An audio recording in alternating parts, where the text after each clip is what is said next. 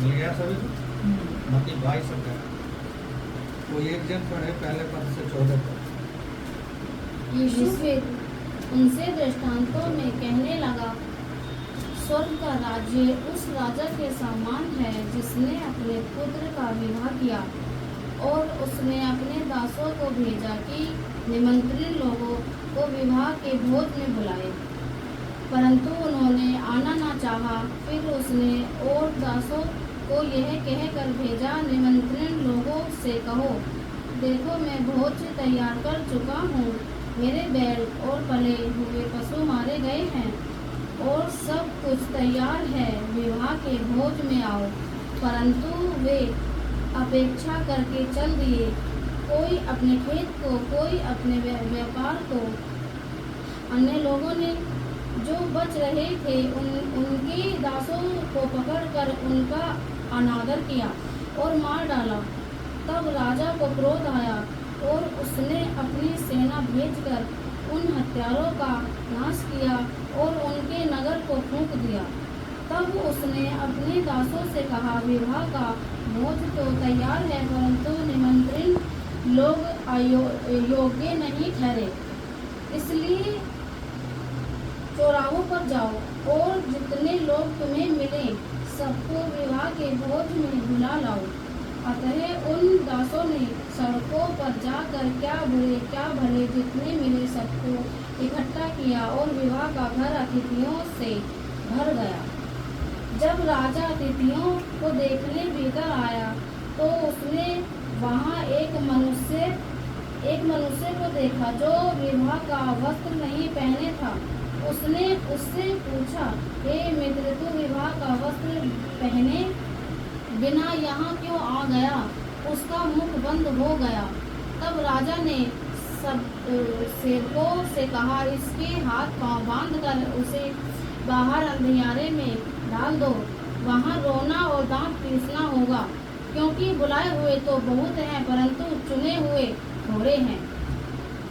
आइए प्रार्थना करें।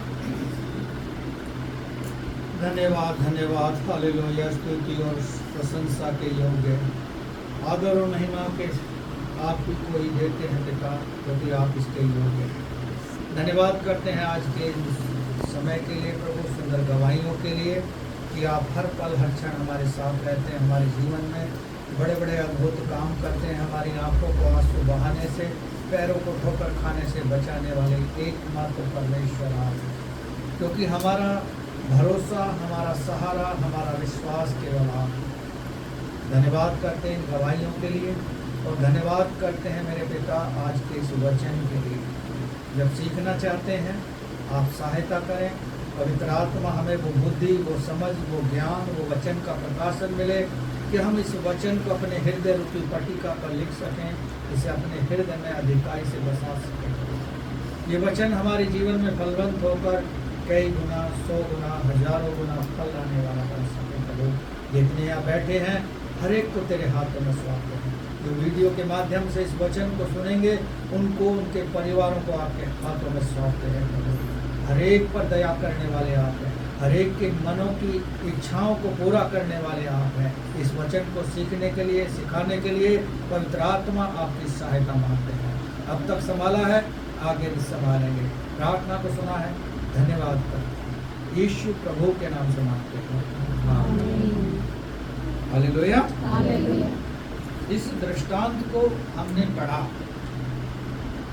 आप लोगों की कुछ समझ में आता है ये विवाह का भोज है या किस चीज का दृष्टांत है? शुरू में ही हमने पढ़ा है। चलिए और थोड़ा पीछे चलते हैं। मत्ती 25 में देखोगे आप तो वहां भी क्या है, दूल्हे के विषय में लिखा, विवाह के विषय में। और भी जगह में यीशु मसीह ऐसे ही दृष्टांत देकर समझाता। शुरू में पढ़ा कि विवाह का जो भोज है वो किसके समान है? स्वर्ग के राज्य के समान। जो लास्ट का पढ़ा 14 पद में लिखा है, बुलाए हुए तो बहुत हैं लेकिन चुने हुए कम हैं। या ऐसे समझो कि एक विवाह हो रहा है, उसमें इनविटेशन तो सबको मिला है, पूरे भारत के लोगों को, पूरी पृथ्वी के लोगों को इनविटेशन है उस विवाह में सम्मिलित होने का, लेकिन कुछ ही लोग हैं जो सम्मिलित होंगे। 10 कुंवारियों को विवाह में सम्मिलित होने का अधिकार था। स्वर्ग का राज्य ऐसा ही है, लेकिन उसमें 5 ही प्रवेश कर पाए। 5 अपनी मूर्खता की वजह से फेलियर हो गई, पीछे हो गए। यहां भी हम देख रहे हैं इनविटेशन लोगों के पास जाता है। अक्सर आप लोगों के पास भी शादी विवाह के इनविटेशन आते होंगे, लोग कह के जाते हैं और कार्ड पे भी लिखते हैं सह परिवार आना, लेकिन कुछ लोग तो सह परिवार ही जाते हैं, लेकिन कुछ लोग गिने चुने लोग जाते हैं। सह परिवार का मतलब ये है, अब बहुत सारे लोगों को मैं देखता हूँ कुछ अपने रिश्तेदारों को बुला लेते, भाई उन्हें कुछ दे के आ रहे हैं, विवाह में खा के आएंगे तो वसूल करके आएंगे, क्योंकि होटल में जाएंगे वहाँ भी तो बिल पे करते हैं। तो ऐसा सोच कर जाने वाले लोग कितने हैं, ज्यादा संख्या।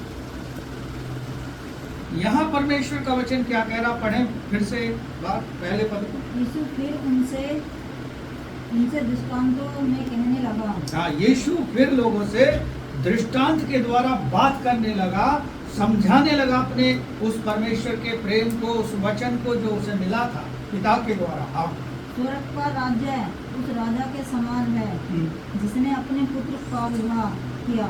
हाँ, उस राजा के समान, पुत्र के विवाह में भोज के समान।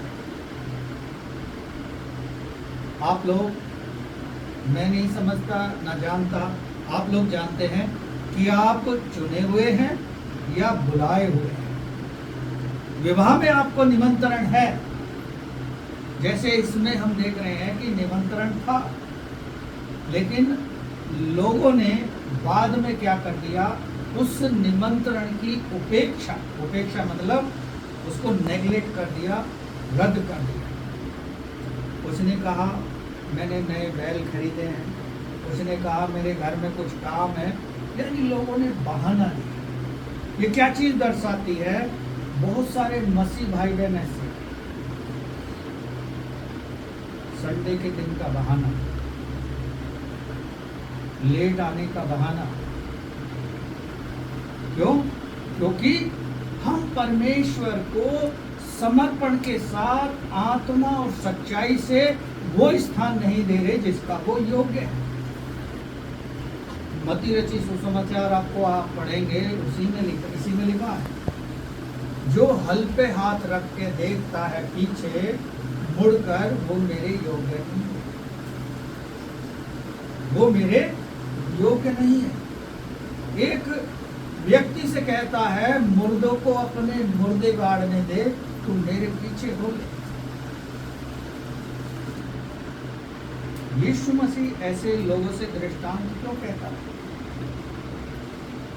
यानी लोग बहाना लेते हैं, लेकिन आप देखो जितने 12 डिसिपल थे, किसी ने कोई बहाना लिया? आपने चारों सुसमाचार पढ़े होंगे, मत्ती को बुलाया, जक्कई को बुलाया, लूका को बुलाया, क्या उन्होंने बहाना लिया? मछुआरे मिले, उनसे कहा मेरे पीछे हो ले। मछली पकड़ने वाला नहीं, मनुष्यों को पकड़ने वाला बना। उन्होंने ये नहीं कहा अपने माता पिता से पूछ लें या परिवार से पूछ लें या रिश्तेदारों से पूछ लें, वो सब कुछ छोड़कर उसके पीछे चल गए। क्यों? क्योंकि उनको इन्विटेशन मिला। जब आप किसी को सुसमाचार सुनाते हैं, आप भी उसे इनविटेशन करते हैं इस विवाह में, इस भोज में शामिल होने के लिए। वो उस व्यक्ति पर डिपेंड करता है कि वो उसको स्वीकार करेगा या नकारात्मक तरीके से सोचेगा। यहाँ लोगों ने उपेक्षा की। पढ़ेंगे तीसरा पद। और उसने अपने दासों को भेजा हम्म, कि निमंत्रित लोगों को विवाह के भोज में बुलाएं। हाँ, निमंत्रित लोगों को भोज में बुला लाओ, क्योंकि भोज तैयार है। वो क्या है? जो भोज तैयार है वो क्या है? स्वर्ग का राज्य अब आ चुका है। अब हमें उसमें प्रवेश करना है, क्योंकि आप और हम निमंत्रित लोग, हमने उसको स्वीकार किया, हम उसके योग्य बने। बहुत सारे रिश्तेदार होते हैं ना, कहते हैं विवाह में खास खास लोगों को बुलाया। वो खास लोग कौन होते हैं? वो उनके अपने कुटुंबी होते हैं, कुटुंब के लोग होते हैं। लेकिन परमेश्वर का वचन क्या कहता है? विवाह में हम एक दूसरे को भोज खिलाते रहेंगे, एक दूसरे का उल्हाना उतारते रहेंगे।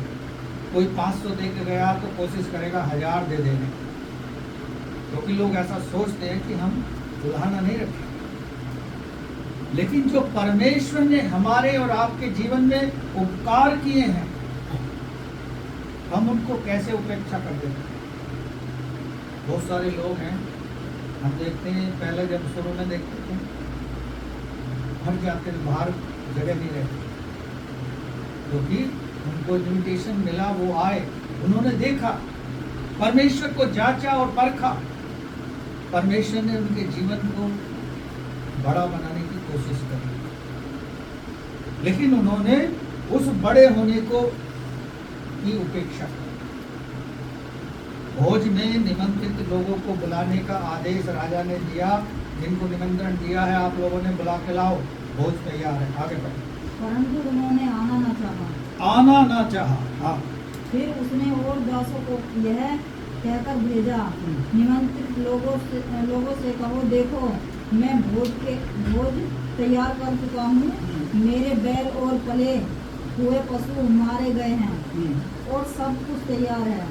विवाह के भोज में आओ। परंतु वे उपेक्षा करके चल दिए। हाँ, उपेक्षा किस प्रकार की?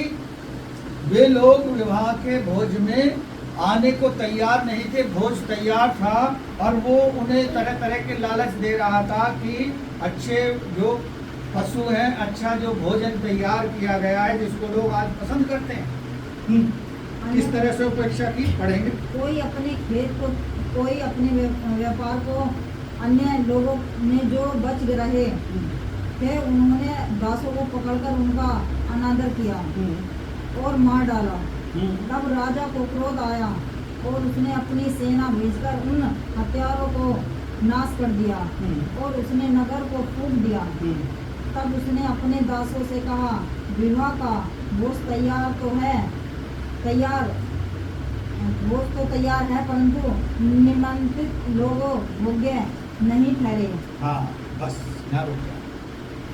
उपेक्षा कर दी, किसी ने खेत की, किसी ने व्यापार की, किसी ने कुछ। तो ऐसे ही लोग परमेश्वर के वचन की उपेक्षा करते हैं। परमेश्वर ने जिंदा रखा है, अच्छा बनाया है, अच्छा रहन सहन दिया, अच्छा घर दिया, अच्छा खाना पीना दिया है, लेकिन फिर भी परमेश्वर की उपेक्षा करते हैं। आराधना को कोई महत्व नहीं देता, परमेश्वर का उनके जीवन में कोई स्थान नहीं। लेकिन याद रखो, लिखा है, जिन्होंने निमंत्रण में आना ना चाहा और दासों की उपेक्षा की, उनको मारा, उनको मार डाला, उनको तरह तरह से परेशान किया, परमेश्वर का वचन कहता है उसने सेना को भेजकर उनको क्या कर दिया? नष्ट कर दिया। आज बहुत सारे लोग हैं, मसीह में चल रहे हैं, अच्छा खा पी रहे हैं, अच्छा उठ बैठ रहे हैं, लेकिन उनके पास परमेश्वर के लिए समय नहीं। क्यों नहीं है? क्योंकि उन्हें सब कुछ अच्छा दिख रहा है। क्या अच्छा हो रहा है? आप देखो, यूहन्ना 5 अध्याय को पढ़ो, उसमें लिखा है 38 वर्ष का रोगी चंगाई की बाट जो रहा था, कोई ऐसा व्यक्ति नहीं था जो उसकी हेल्प कर दे, उसे पानी में ले जाके डाल दे। जब निश्चित समय में स्वर्गदूत नहाकर उसमें जाते थे, उस पवित्र पानी में उसे कोई ले जाके छोड़ते। पहले अन्य लोग चले जाते थे जो फिजिकली फिट थे, वो 38 वर्ष से एक ही जगह पड़ा। उसके घर के लोगों ने उसे वहां ले जाकर डाल दिया था। घर वालों ने भी रिस्पॉन्सिबिलिटी नहीं समझी कि हम उसे पहले पानी में डालें। लेकिन जगत का उद्धार करता, मनुष्य जाति को निमंत्रण देने वाला उद्धार का वो स्वयं उसके पास पहुंच गया। हमारे और आपके पास भी वो स्वयं आ जाता है। कहता है वो, हे सब परिश्रम करने वाले बोझ से दबे लोगों, मेरे पास आओ, मैं तुम्हें विश्राम दूंगा। आज इतने प्रकार का लोग बोझ लिए, हृदय में हमारे बोझ रखता है। उस बोझ को कौन उठाए? हम अपने आप उठा लेंगे क्या? बहुत से लोग ऐसा दावा करते हैं कि अच्छी नौकरी, अच्छा घर, अच्छा सब कुछ हमारे अपने टैलेंट से मिलता है। ये गलत है, ये बिल्कुल गलत है। यदि परमेश्वर अनुग्रह ना करे तो मनुष्य अपनी मर्जी से कुछ नहीं पा सकता। कोशिश करके देखो। आप देखो, निर्गमन की पुस्तक आपने पढ़ी हो तो क्या लिखा उसमें? जब मूसा और हारून को परमेश्वर ने चुना, जाके फिरौन के राज्य में उसके सामने जाओ और चिन्ह चमत्कार दिखाओ। फिरौन ने भी बुलाया था अपने लोगों को जो झूठे चिन्ह चमत्कार दिखाते। शैतान भी दिखाता है चिन्ह चमत्कार। शैतान क्या कैसे दिखाता है? यदि एक अच्छा विश्वासी है, अच्छा भाई है, अच्छी बहन है और वो परमेश्वर की आराधना में, संगति में लगातार जाती है, तो उसको एक अच्छी नौकरी दे देगा। वो शैतान का चमत्कार। क्यों दे देगा? कि ये वहां नहीं जाना चाहिए, क्योंकि वहां जाएगा तो कुछ सीख के आएगा और उसका भय मानना सीख जाएगा और उस भोज के लायक बन जाएगा जिसमें अयोग्य घोषित हो गया। ये वो वचन को पढ़ते तो हैं। बहुत सारे लोग कहते हैं मैंने बाइबल का अध्ययन किया, मुझे बहुत आती है। पिछले दिनों एक जगह में प्रार्थना के लिए गया। मैं एक बेटी से और बेटे से पूछ रहा था, आपने चारों सुसमाचार पढ़े? क्योंकि बहुत समय से विश्वास में है। कोई कह रहा अभी तो मैंने मत्ती में नहीं पढ़ा। पूछा मैंने मत्ती में कितने अध्याय हैं? उन्हें वो भी जानकारी नहीं। यानी जो बैठकर सीख गए वो ही सीख रहे हैं। अपनी मर्जी से कोई प्रयास नहीं कर रहा कि हम बाकी चीजों को भी दे दें। यदि आपको ऊंचा उठना है, आपको आगे बढ़ना है, परमेश्वर का वचन आपसे बात करे, आपको दिखाए, तो आप पढ़ो। वचन आपसे बात करेगा, आपको रास्ता दिखाएगा। क्योंकि ऐसे ही नहीं लिखा भजन संहिता 119 के 105 में कि तेरा वचन मेरे मार्ग के लिए दीपक। झूठ नहीं लिखा, वो सत्य है। जब आप वचन को पढ़ोगे, उस पर भरोसा रखोगे, तो वो आपके लिए दीपक का काम करेगा। वो आपको बुराई के मार्ग से बचाएगा, वो बुरे लोगों की संगति से आपको बचाएगा। क्योंकि भजन संहिता 1 आपने पढ़ा होगा, लिखा क्या ही धन्य है जो ठट्टा करने वालों की मंडली में और पापियों की सभा में ना बैठता। ठट्टा करने वाले कौन है? अरे देखो, ये कल तक तो हमारे साथ पीता था, मौज मस्ती करता था, आज ये प्रार्थना में जाने लगा, अब ये हमें पूछता भी नहीं, तो वो तुम्हारी एक तरह से मजाक उड़ा। फिर वो कहेंगे चल कोई बात नहीं, बैठ तो जा। क्योंकि ये शैतान की टेक्निक होती है। कुछ तो पिला देते हैं, अरे आज पी ले, क्षमा मांग लीजिए, क्योंकि परमेश्वर क्षमा कर देगा। कुछ लोग बाइबल का सहारा ही लेते। एक बहन और भाई थे, गाजियाबाद से आते थे प्रार्थना। यही वजह बन गई कि वो बैकस्लाइड हो गए। उनकी पत्नी ने कहा कि मास्टर जी ये दारू बहुत पीते हैं। उस भाई ने पढ़ा होगा कहीं, लिखा है वचन में कि लिखा है इसमें पेट खराब है तो कभी कभी पी ले। इसका यूज किया शैतान ने, वचन का ही यूज कर रहा, वचन से ही उनको गिरा रहा है। लेकिन परिपक्वता तब होती, तब हम उस वचन को सही से समझते। वो कब समझेंगे? जब उसे हम कई बार मनन करेंगे, परमेश्वर से वो ज्ञान, वो प्रकाश मांगेंगे। भजन संहिता में लिखा है, हे यहोवा परमेश्वर, अपने मुख का प्रकाश मुझ पर चढ़ा। मुख का प्रकाश क्या है? लोगों ने मूसा के मुंह को देख के मुंह ढक लिया था, क्योंकि जब वो पर्वत से उतरा था तो उसके चेहरे से किरणें निकल रही थी। वो काय की किरणें थी? वो पवित्रताई की, सामर्थ की किरणें थी। और इजरायली लोग उसे बर्दाश्त नहीं कर पाए, क्योंकि उनके अंदर पाप बसा और वो डर गए, उन्होंने मुंह ढाक लिया। और वो आज तक लोग मुंह ढाकते आ रहे, मुंह ढाकते आ रहे। वो अज्ञानता का पर्दा है। परमेश्वर आपको ऊंचा उठाना चाहता है, वो आपको सिर बनाना चाहता है, पूंछ नहीं। लिखा है वचन में, पढ़ लेना। लोगों ने आड़ बनाया व्यापार को, खेत को, किसी ने किसी प्रकार का बहाना लिया। आज भी लोग परमेश्वर के भवन में आने के लिए ऐसा ही बहाना लेते हैं। ये काम था, वो काम था, वैसा था, ऐसा था। एक बात आप अपने दिमाग में अच्छे से डाल लो, यदि उन्नति पानी है, शैतान को कुचलना है, तो आपको एक बात मन में बिठानी है, कुछ भी हो जाए मैं प्रार्थना में जरूर जाऊंगा, प्रार्थना जरूर करूंगा। वो इसी चीज से रोकेगा। बहुत से लोगों को देखोगा, जब आराधना होती है ना, उसके अंदर कोई जान नहीं। क्यों नहीं है? क्योंकि वो एक्टिव नहीं है। उसके अंदर करंट डालना पड़ेगा। कैसा करंट? उसे जागरूक करना पड़ेगा।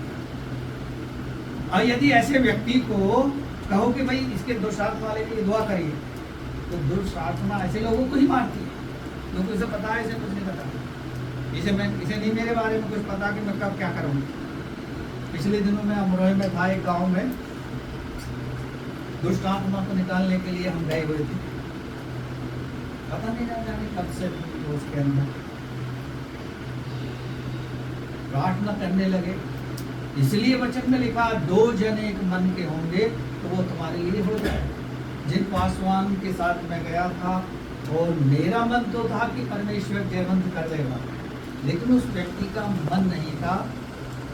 जब हम वहाँ पहुँच गए, वो पहले ही कह रहा था कि ये दुष्टात्मा ऐसा है, वैसा है, ऐसा कर देगी, वैसा कर देगी। मैंने कि देखो, यहाँ आए हो तो धैर्य रखो, विश्वास रखो, अन्यथा मत छोड़ दे इस चीज।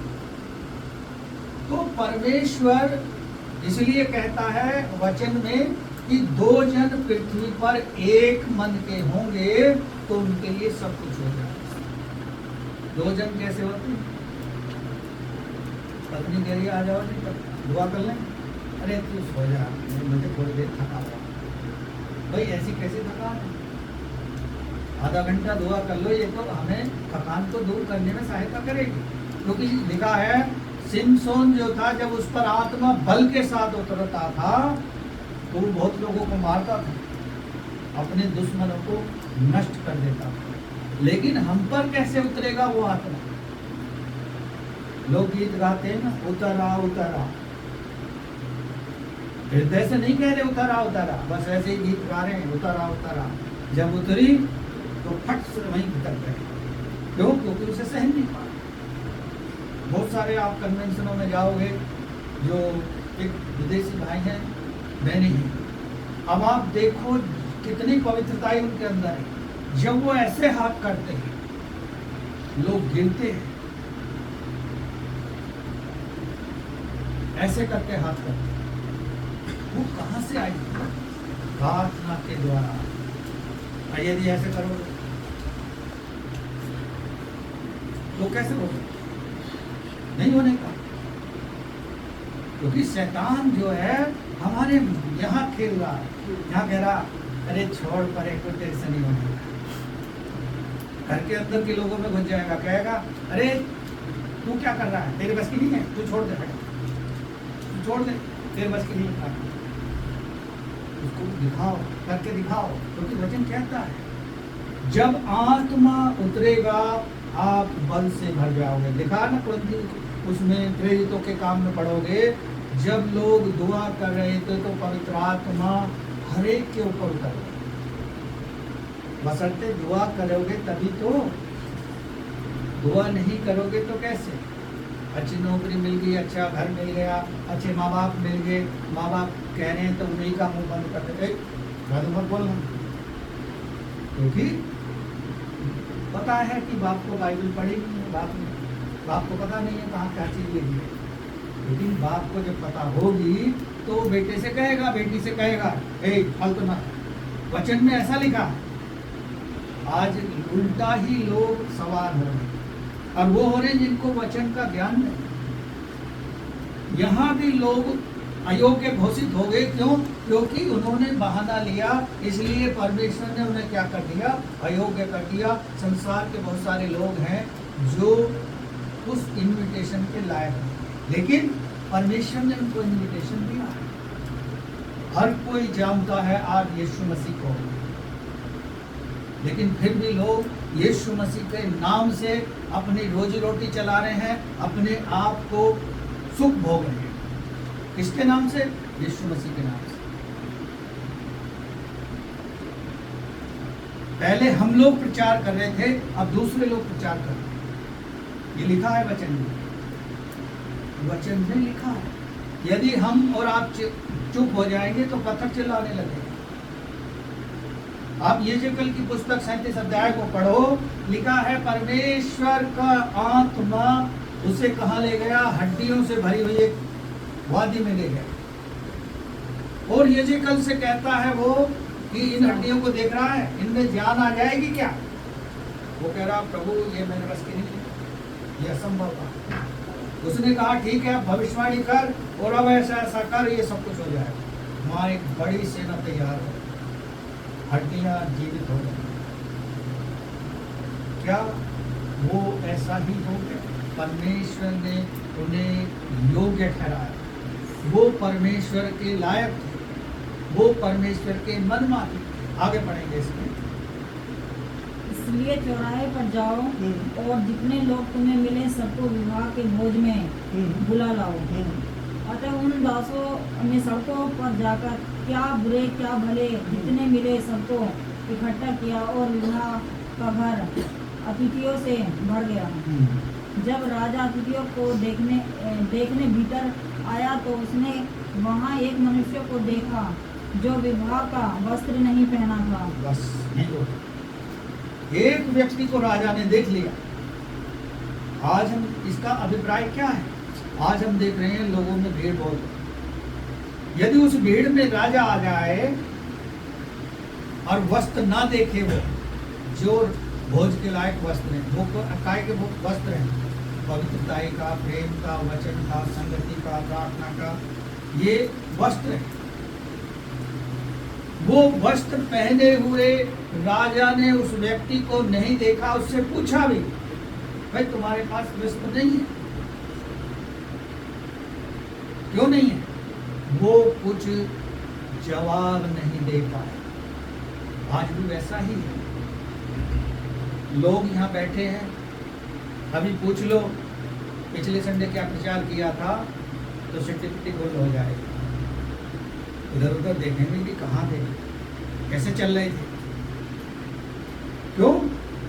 क्योंकि स्मरण नहीं रखा। और जब हम प्रभोज लेते हैं उसमें भी लिखा है मेरे स्मरण के लिए यही किया करो। क्या हमें याद नहीं? मैं अपने चाल चलन के विषय में चौकसी करूँ। एक राजा व्यक्ति कहता है मैं अपने चाल चलन के विषय में चौकसी करूँगा, यानी मैं जागरूक रहूँगा, अलर्ट रहूँगा कि मेरे चाल चलन से या मेरी किसी बात से परमेश्वर को बुरा तो नहीं लगा। क्या लोग, साधारण लोग ऐसा कह सकते हैं कि मैं भी अपने चाल चलन के विषय में चौकसी करूँगा। यहाँ उसके पास वस्त्र नहीं थे, राजा ने पूछ लिया तुम्हारे पास वस्त्र क्यों नहीं?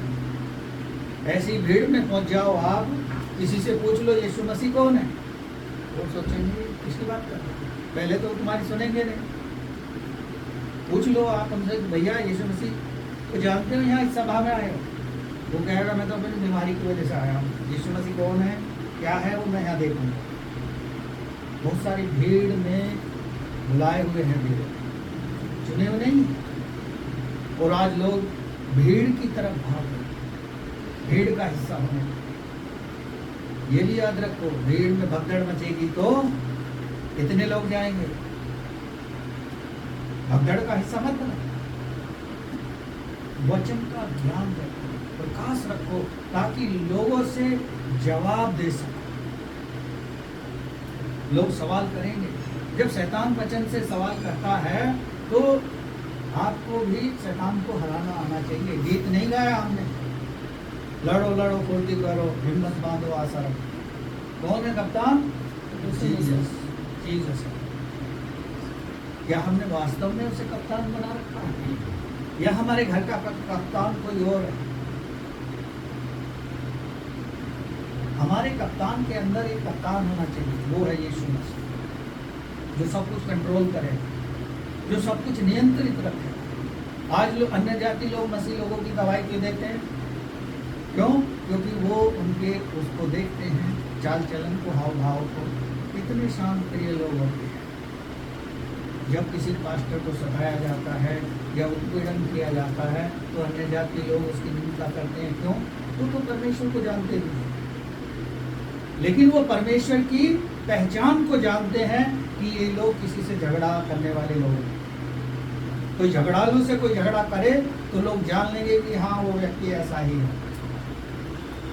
लेकिन जो झगड़ा ही न करता हो, उससे कोई झगड़ा करेगा तो कैसे होगा? गांधी जी ने जो देश को आज़ादी दिलाई वो बाइबिल पढ़कर ही दिलाई है।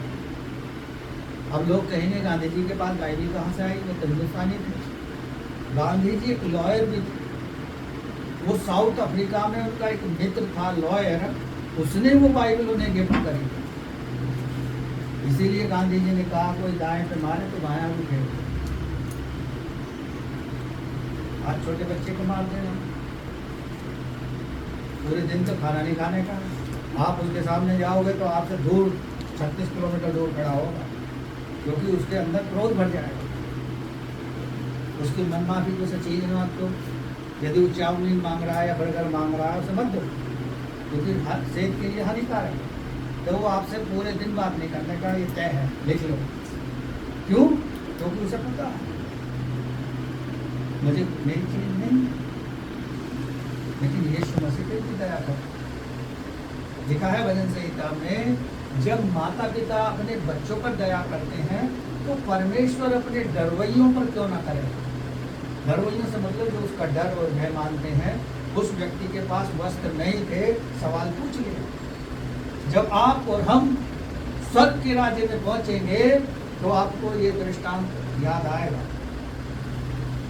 हाँ, हमको सेलेक्ट करना है कि हम बुलाए हुए हैं या चुने हुए।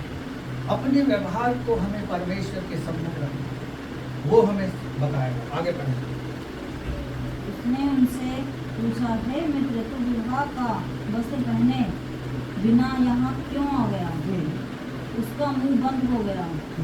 तब राजा ने सेवकों से कहा, इसके हाथ पांव बांधकर इसे बाहर अंधियारे में डाल दो, वहाँ रोना और दांत पीसना होगा, क्योंकि बुलाए हुए तो बहुत हैं परंतु चुने हुए थोड़े हैं। हाँ, उस सेवक से कोई जवाब नहीं बना जो दावत में आ गया। हम भी कभी कभी ऐसा ही काम कर देते। हम आ रहे हैं, और खास तौर से कब होता है जब आप क्रिसमस मना के घर जा रहे हो। आपके मोहल्ले में, आपके गांव में, आपके घर में, रिश्तेदारों में बहुत सारे लोग होते हैं जो ऐसे कहते हैं, हाँ भाई तुम तो आज बड़ा दिन मना के आ रहे हो, बताओ यीशु मसीह कौन था। तो उस समय हमारा मुंह बंद होगा तो हमको भी फिर ऐसे ही कहेगा परमेश्वर। कैसे कहेगा? इसे जाओ, हाथ पर बांधो और इस्तेमाल डाल दो, तो किसी मेरे बारे में नहीं। इंट्रोड्यूस कर। वचन कहता है मैं पृथ्वी पर आग लगाने आया। आज लोग ऐसी आग तो बहुत लगा रहे हैं संसार में, और पूरा हिंदुस्तान जल रहा है। नफरत की, घृणा की, क्रोध की, घमंड की, अहंकार की, बुराई की, क्योंकि वो उनकी की है शासन करने की है उनकी। हमारी और आपकी की क्या है? परमेश्वर का वचन, परमेश्वर से प्रार्थना, परमेश्वर की संगति, परमेश्वर के लिए लोगों को सुसमाचार बताना और उसके निकट, ये हमारी की है सफलता। आप देखो परमेश्वर आपको कूड़े से, यानी लिखा है भजन संहिता में, वो कूड़े से उठाएगा और वो ऊंचे पर विराजमान है। कूड़े